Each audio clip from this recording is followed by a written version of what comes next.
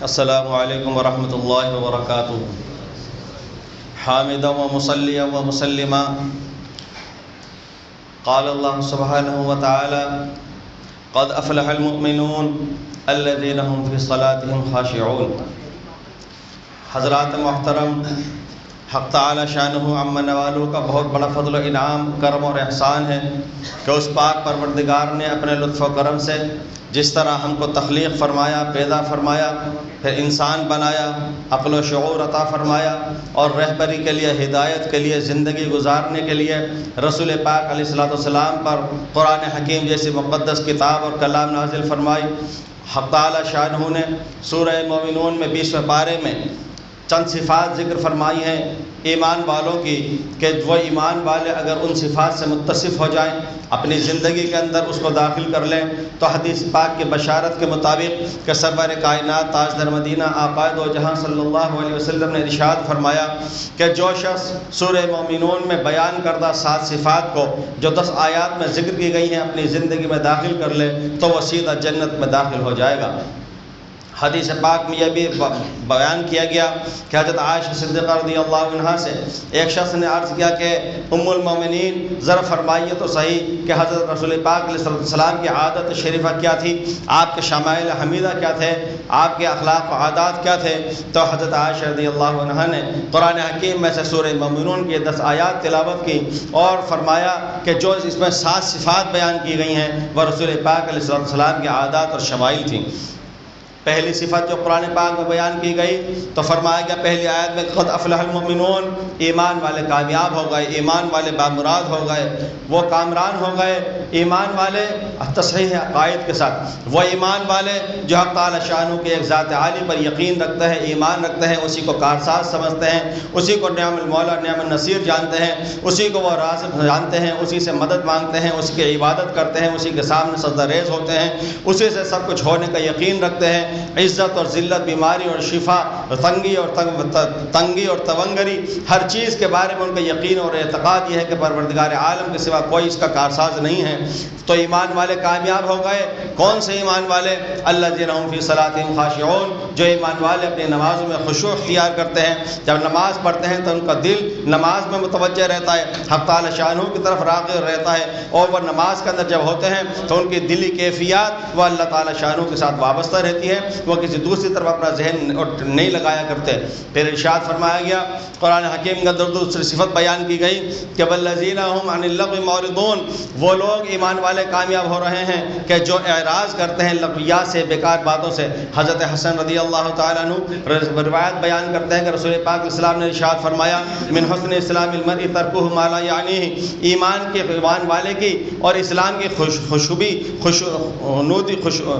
خوشی اور اس کے لیے اچھی بات اور اس کے لیے بہترین حسن عمل یہ ہے کہ وہ لایانی چیزوں سے، بیکار چیزوں سے بچ جائے اور احتراز کرے۔ لایانی وہ چیز جس میں نہ دین کا فائدہ نہ دنیا کا فائدہ۔ آپ حضرات ملاحظہ فرما سکتے ہیں کہ آج ایمان والے بہت سے بھائی ایسے ہیں جو اپنے وقت کو بلا وجہ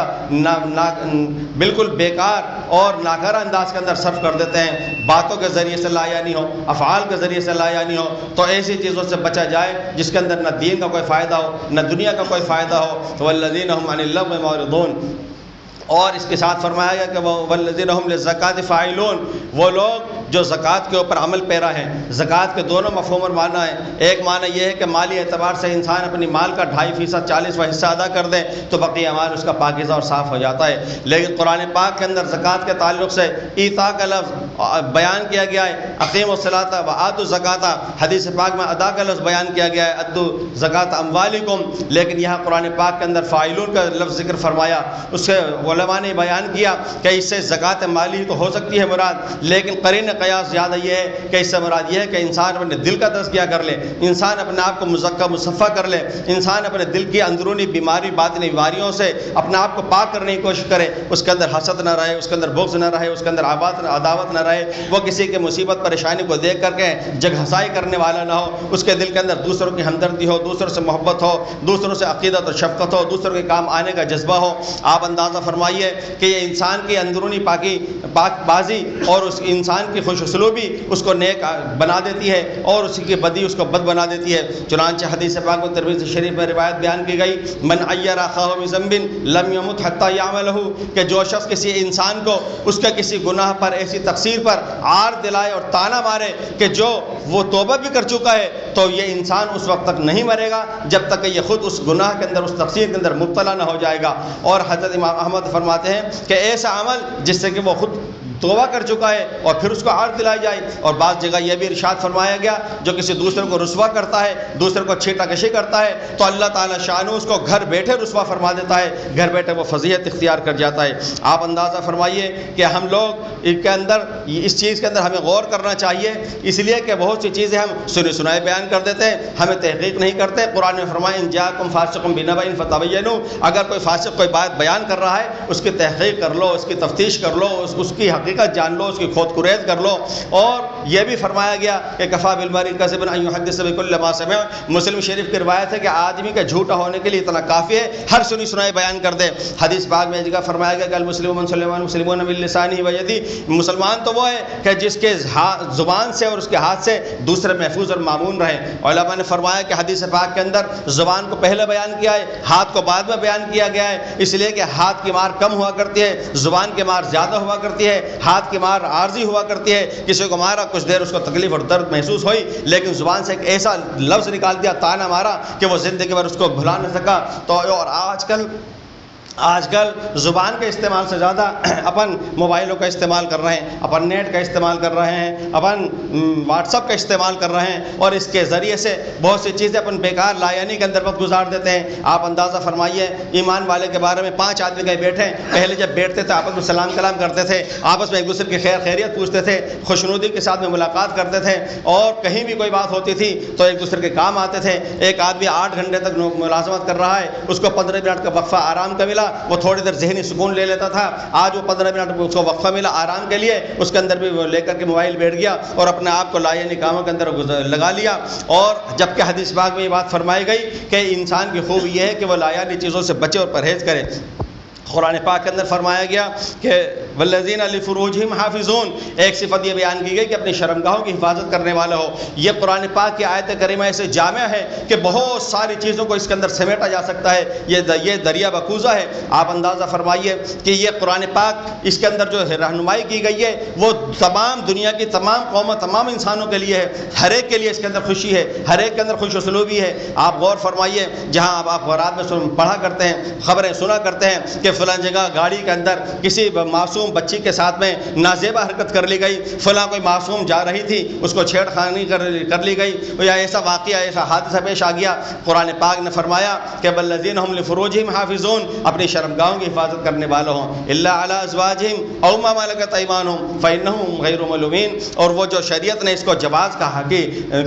حد متعین کی ہے کہ نکاح کے ذریعے سے وہ اپنی خواہشات نفسانی کی تکمیل کریں، اس کے اندر کوئی حرج نہیں ہے۔ فمن ابتغى وراء ذلك فاولئک هم العادون، اگر اس سے ہٹ کر کے کچھ کریں گے تو حد سے تجاوز کرنے والے ہوں گے۔ آپ اندازہ فرمائیے کہ کسی دشمن ملک کا کوئی آدمی اور یا کوئی سپاہی اگر دوسرے ملک کے اندر داخل ہو تو کیا یہ امید رکھ رہے ہیں آپ کہ وہ تھالی کے اندر اپنے ملک کے مملکت کے کاغذات اس کو پیش کر دے گا؟ ہرگز ایسا نہیں، بلکہ حد سے تجاوز کرنے والے، سرحد کو پھلانگنے والے کے ساتھ میں انتہائی غلط سے غلط سلوک کیا جا سکتا ہے۔ تو حق تعالی شاہ نے یہ وارننگ دی ہے اور یہ چیلنج دیا ہے کہ جو خواہشات نفسانی کی تکمیل کے لیے نازیبہ طریقہ اپناتے ہیں، اللہ تعالیٰ شاہ ان کو حد سے تجاوز کرنے والا مانتا ہے۔ پھر ایک جگہ فرمایا گیا کہ والذین هم لاماناتہم وعہدہم راعون، جو امانت رکھوائی جا رہی ہے اس کو ادا کرنے والے ہوں، اور امانت اور عہد و پیمان کے پورا کرنے والے ہوں، اس کا پاس و لحاظ کرنے والے ہوں۔ غور فرمائیے کہ آدمی ایسے بھی بہت سے حضرات ہیں کہ قربان جائیے ان ہاتھوں پہ، ایک دفعہ کسی کا لے لے تو دینے کا نام نہ لیں۔ اس بات کی کوشش کی جائے کہ ہمارے ذمے کسی کا ہے تو نہیں، کہیں ایسا تو نہیں کہ میں نے کسی کا قرض لے رکھا ہے، میرے تمام کام بہت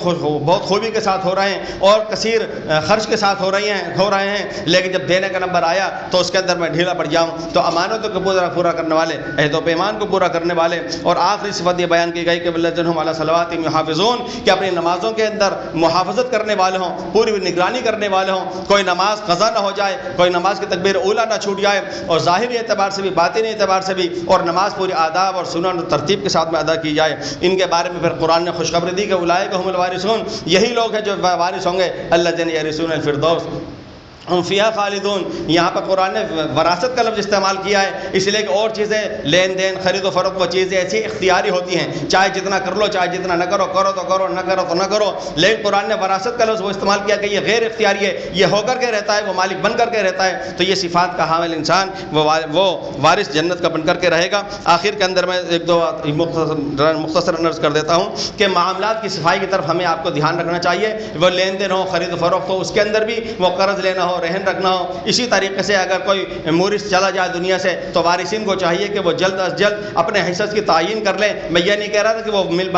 بانٹنے میں فوراً لگ جائیں، لیکن کم از کم یہ ہے کہ وہ ظاہری اعتبار سے بیٹھ کر کے سر جوڑ کر کے حصص کی تعین کر لیں تاکہ آپس میں اندر آگے کوئی نزاع نہ ہو۔ اور اسی طریقے سے تعلیم سے متعلق صدر انتظامیہ کمیٹی جامع مسجد بہت اچھی مرتب انداز کے اندر اس پر روشنی ڈال چکے ہیں، اور حضرت مفتی احمد حسن صاحب رحمۃ اللہ علیہ ہمیشہ اپنے خطاب میں یہ ارشاد فرمایا کرتے تھے کہ قرآن پاک کی کچھ آیات جو ایمانیات سے، اخلاقیات سے اور معاملات سے متعلق ہیں وہ یاد کیا کیجئے، اس کے ترجمہ یاد کیجئے اور اس کو اپنی زندگی کے اندر لائحہ عمل بنا کر کے منشور بنا کر اس پر عمل پر پیرا ہونے کی کوشش کیجئے۔ پروردگار عالم ہمارے نماز کے ادائیگی کو، ہماری عبادتوں کو پروردگار اپنے فضل و کرم سے اپنی بارگاہ عالیہ میں قبول فرمائے اور ان صفات کو اپنی زندگی میں لانے کا توفیق عطا فرمائے۔ صدقہ فطر امسال جے پور کے اور مضافات کے لیے 40 روپیہ طے کیا گیا ہے۔ والسلام علیکم ورحمۃ اللہ۔